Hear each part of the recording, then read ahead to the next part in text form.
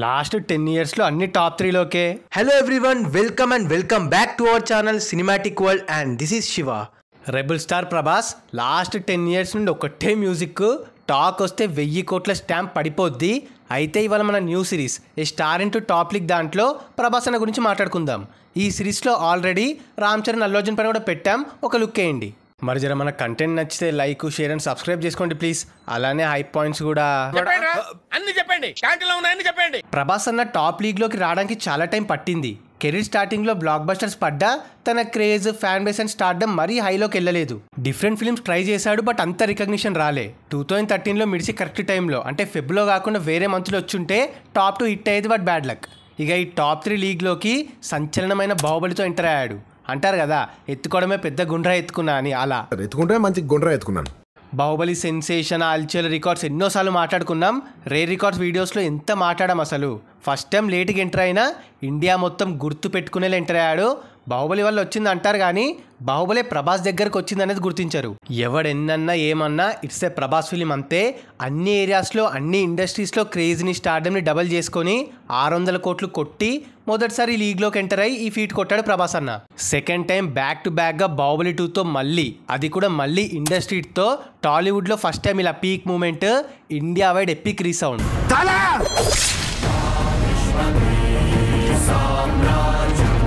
Top లీగ్లోకి రావడం కాదు, ఒక సపరేట్ లీగ్ పెట్టుకొని సపరేట్గా వెళ్తున్నాడు.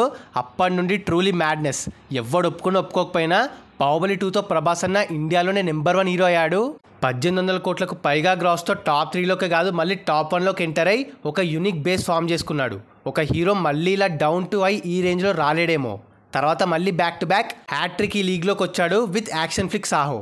నాకు తెలిసి ఫ్యూచర్లో ఎప్పుడు కూడా, ఐ బెట్ ఎప్పుడు కూడా ఫ్లాప్ సినిమాతో ఏ ఒక్క హీరో కూడా టాప్ 3లోకి రాలేడేమో. బట్ ప్రభాస్ సాహోతో వచ్చాడు. కొందరు అనొచ్చు అప్పటికి పాన్ ఇండియా సినిమాలు 2 కదా అని. అఫ్కోర్స్ అప్పుడు పాన్ ఇండియా హల్చల్, ఇంకొన్ని ఇయర్స్ అయితే పాన్ వరల్డ్ కదా. ఈవెన్ అప్పుడు కూడా ఒక భారీ సినిమా ఫ్లాప్ అయితే పక్కాది టాప్ 3లోకి రాదు సాహోలాగా. సాహో మస్త్ టైప్తో వచ్చి ఫ్లాప్ టాక్ పడ్డా 433 కోట్ల గ్రాస్తో ఆ టైంలో బాహుబలి 1 and 2 తర్వాత ప్లేస్లో ఉండే.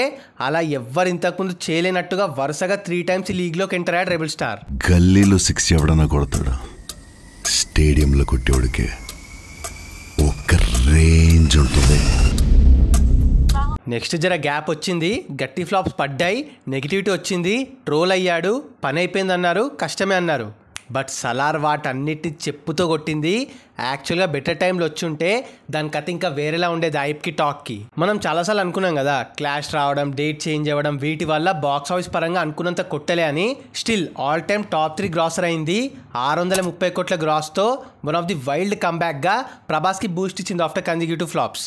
అండ్ కల్కి చాలాసార్లు చెప్పా, లాస్ట్ 8 to 9 ఇయర్స్లో థియేటర్లో బెస్ట్ ఎక్స్పీరియన్స్ ఇచ్చిన సినిమా. నాకు పర్సనల్గా పార్ట్ 2 కోసం ఎంత వెయిట్ చేస్తున్నా తెలుసా. ప్రభాస్ సినిమాకి అన్ని కరెక్ట్గా కుదిరితే 1000 కోట్లు పక్కానే స్టేట్మెంట్ ప్రూవ్ చేసింది.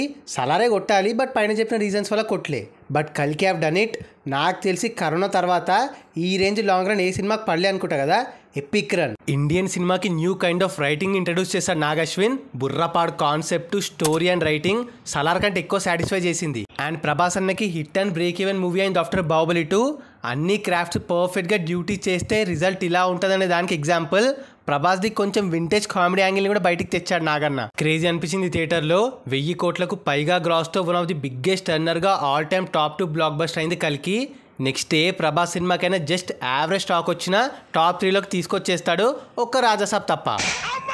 అఫ్కోర్స్ అది కూడా చంద్రముఖి రేంజ్లో ఉండి కొంచెం డీసెంట్ టాక్ పడ్డా 1000 crore ఛాన్స్ ఉంది, చూద్దాం. ఇది పక్కన పెడితే మిగతా అవన్నీ వచ్చేస్తాయి. ఫౌజీ, స్పిరిట్, కల్కి 2, సలార్ 2, బ్రహ్మరాక్షస. ఏమన్నా లైనప్ అసలు. బెస్ట్ లైనప్ ఇప్పుడు మన హీరోస్లో ప్రభాస్కే ఉంది. ఆ టైంకి ఎన్ని biggest grossers and big films వచ్చినా వీటిలో ఏ ఒక్క దానికి జస్ట్ పర్లేదని టాక్ వచ్చినా చాలు, టాప్ 3 గ్యారంటీ. మీరేమంటారు? సో అది guys matter. Star into the top league సిరీస్లో ప్రభాస్ ఫీట్స్. నెక్స్ట్ ఈ సిరీస్లో ఎవరిపైన కావాలో ఎప్పటి చేసేద్దాం. మరి ఈ వీడియో పైన మీ ఒపీనియన్ని కింద కామెంట్ చేసేసి వీటిలో మీరు థియేటర్స్లో చూసిన సినిమాని మెన్షన్ చేసేయండి. ఇంకో మంచి ఇంట్రెస్టింగ్ వీడియోతో మళ్ళీ కలుద్దాం. Bye. Signing off team cinematic world.